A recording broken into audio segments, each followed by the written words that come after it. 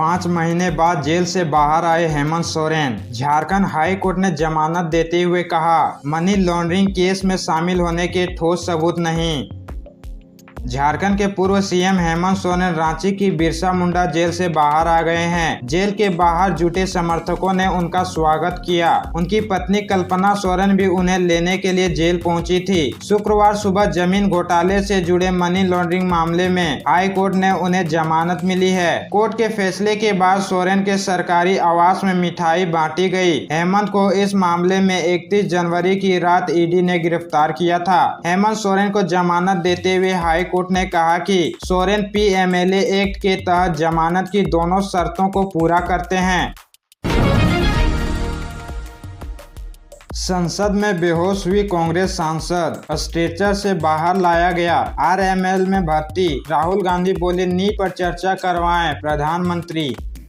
संसद सत्र के 5वें दिन शुक्रवार 28 जून को नीट मुद्दे के चलते दोनों सदनों में जमकर हंगामा हुआ। लोकसभा में कार्यवाही हंगामे के चलते 1 जुलाई तक स्थगित कर दी गई है। राज्यसभा में कार्यवाही रुक रुक कर चलती रही। हालांकि इस बीच नीट मुद्दे पर प्रदर्शन कर रही सांसद फूलो देवी नेताम को चक्कर आ गया। बाद में उन्हें संसद में आरएमएलए हॉस्पिटल ले जाया गया। डीएमके सांसद तिरुचि शिवा ने बताया कि फूलो देवी का बीपी 214 से 113 हो गया था। उन्हें स्ट्रोक भी आ सकता था, लेकिन फिर भी सदन में चर्चा जारी है। मैंने 2 दशक में ऐसा कभी नहीं देखा। धन्यवाद। प्रस्ताव पर चर्चा के दौरान पूर्व पीएम एचडी देवगौड़ा सरकार का बचाव करने आए। उन्होंने कहा कि नीट पेपर लीक पर जांच चल रही है, इसलिए संसद में इस पर बहस नहीं करनी चाहिए। 24 जून से शुरू हुआ संसद का यह सत्र 3 जुलाई तक चलेगा। राज्यसभा में पीएम मोदी 3 जुलाई को चर्चा का जवाब दे सकते हैं।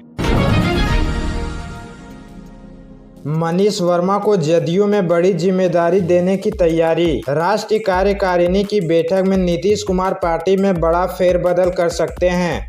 जदयू की राष्ट्रपति कार्यकारिणी की बैठक 29 जून को दिल्ली कॉन्स्टिट्यूशन क्लब में होगी। लोकसभा चुनाव के नतीजों के तुरंत बाद होने वाली इस बैठक को कई लिहाज से महत्वपूर्ण माना जा रहा है। इसे लेकर सियासी गलियारों में अफवाहों का बाजार गर्म है। 6 महीने पहले ही जदयू के राष्ट्रीय कार्यकारिणी की बैठक दिल्ली में हुई थी। तब ललन सिंह को हटाकर नीतीश कुमार ने पार्टी की कमान अपने हाथ में ली थी। अब एक बार फिर से इस बात की चर्चा तेज है कि 29 जून को नीतीश कुमार पार्टी संगठन में बड़ा फेरबदल कर सकते हैं। पार्टी सूत्रों की माने तो रिटायर्ड आईएएस और सीएम के अतिरिक्त परामर्शी मनीष वर्मा की औपचारिक तौर पर जदयू में एंट्री हो सकती है। इन्हें पार्टी में कोई बड़ी जिम्मेदारी मिल सकती है। समय से पहले हो सकता है झारखंड विधानसभा चुनाव। 10 सितंबर को तारीखों की घोषणा। अक्टूबर में वोटिंग। हरियाणा महाराष्ट्र के साथ कराए जाने की संभावना। झारखंड विधानसभा चुनाव समय से पहले हो सकता है। अक्टूबर के तीसरे हफ्ते में चुनाव हो सकता है। 10 सितंबर के बाद कभी भी चुनाव की तारीखों की घोषणा हो सकती है। इसके साथ ही राज्य में आदर्श चुनाव आचार संहिता लागू हो जाएगी। भारत निर्वाचन आयोग ने राज्य निर्वाचन कार्यालय को यह संकेत दे दिया है कि हरियाणा, महाराष्ट्र और जम्मू कश्मीर के साथ ही झारखंड विधानसभा का भी चुनाव कराया जाएगा। हरियाणा विधानसभा का कार्यकाल 3 नवम्बर जबकि महाराष्ट्र विधानसभा का कार्यकाल 27 नवंबर को समाप्त हो रहा है। हालांकि झारखंड विधानसभा का कार्यकाल 5 जनवरी तक है। फिर भी इस बार चुनाव साथ कराने की प्रबल संभावना है। साल 2019 में हरियाणा और महाराष्ट्र विधानसभा चुनाव साथ साथ हुए थे, मगर झारखंड विधानसभा चुनाव अलग हुआ था। राज्य निर्वाचन कार्यालय इन तीनों राज्यों के समानांतर ही झारखंड में भी चुनाव की तैयारियों में जुट गया है। चिंटू मुकेश से दूसरे दिन भी सीबीआई की पूछताछ जारी। नीट पेपर लीक मामले में हजारीबाग के प्रिंसिपल से गेट हाउस में हो रहे सवाल जवाब।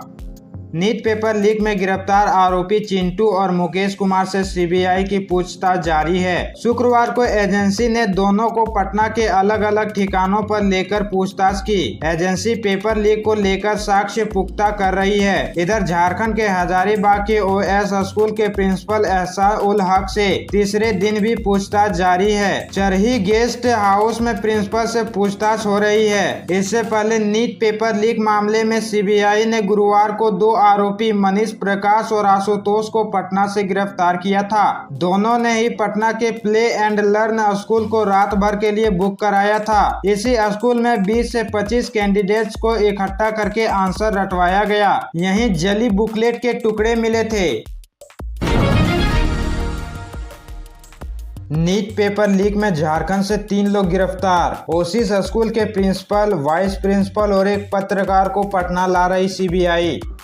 नीट पेपर लीक केस में शुक्रवार 28 जून को झारखंड के हजारीबाग से सीबीआई ने 3 लोगों को गिरफ्तार किया। ओसिस स्कूल के प्रिंसिपल एहसान उल हक, वाइस प्रिंसिपल इम्तियाज और पत्रकार जमालुद्दीन को गिरफ्तार किया गया है। एजेंसी तीनों को झारखंड से बिहार ला रही है। इस केस में 27 जून को बिहार के पटना से एजेंसी ने 2 लोगों को अरेस्ट किया था। एहसान उल हक समेत 3 लोगों से सीबीआई ने शुक्रवार को दिन भर पूछताछ की। उन्हें स्पॉट पर ले जाकर टीम सबूत पुख्ता करेगी। सीबीआई और पुलिस सूत्रों के मुताबिक 3 मई को नीट के question paper courier agency blue dart के हजारीबाग नूतन नगर सेंटर से बैंक ले जाने की बजाय पहले ओसिस स्कूल लाए गए। इसके बाद यहां से बैंक भेजे गए। संदेह है कि क्वेश्चन पेपर का पैकेट स्कूल में ही खोला गया।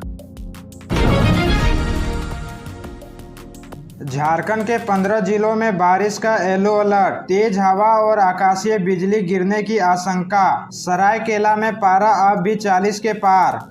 झारखंड में मानसून का असर आज से दिखने की उम्मीद है। मौसम विभाग ने 15 जिलों में बारिश को लेकर येलो अलर्ट जारी किया है। इनमें गढ़वा, पलामू, चतरा, लातेहार, हजारीबाग, कोडरमा, गिरिडीह, बोकारो, धनबाद, जामताड़ा, देवघर, दुमका, पाकुड़, साहिबगंज और गोड्डा शामिल है। मौसम वैज्ञानिकों के मुताबिक बारिश के साथ 30 से 40 किलोमीटर की रफ्तार से हवा चल सकती है। राज्य के कुछ हिस्सों में आकाशीय बिजली गिरने की भी आशंका जताई गई है। वैज्ञानिक अभिषेक आनंद के मुताबिक साउथ वेस्ट मानसून का भी असर झारखंड पर पड़ सकता है। यह एक दूसरी वजह है जिसमें राज्य में बारिश का असर होगा।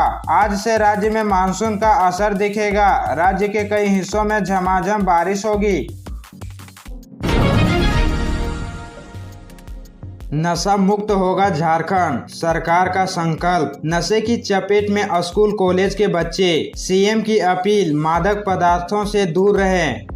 रांची के ऐतिहासिक मोहराबादी मैदान से जनता को संबोधित करते हुए सीएम चंपई सोरेन ने कहा कि झारखंड नशा मुक्त होगा। इसके लिए सरकार पूरी तरह कृत संकल्पित है। घर समाज से नशा खत्म हो, इसके लिए विशेष अभियान चलाया जा रहा है। सरकार के विभिन्न विभाग अपने अपने स्तर से इसके लिए काम कर रहे हैं। वे आज मादक पदार्थों के विरुद्ध राज्य स्तरीय जागरूकता कार्यक्रम को संबोधित कर रहे थे। मुख्यमंत्री ने कहा, राज्य सरकार विशेष जागरूकता अभियान चलाकर जन जन को नशा के दुष्प्रभाव की जानकारी दी जा रही है। गांव, मोहल्ला, पंचायत, प्रखंड, जिला एवं राज्य स्तर पर विभिन्न माध्यमों से व्यापक प्रचार प्रसार कर लोगों को मादक पदार्थों से दूर रहने की अपील की जा रही है। उन्होंने कहा कि वर्तमान समय में नशीला पदार्थ का व्यापक रूप से फैलाव हो रहा है। खास तौर पर मादक पदार्थों के तस्करों द्वारा स्कूल, कॉलेज आदि क्षेत्रों में युवा वर्ग को नशीली चीजों की लत लगा रहे हैं।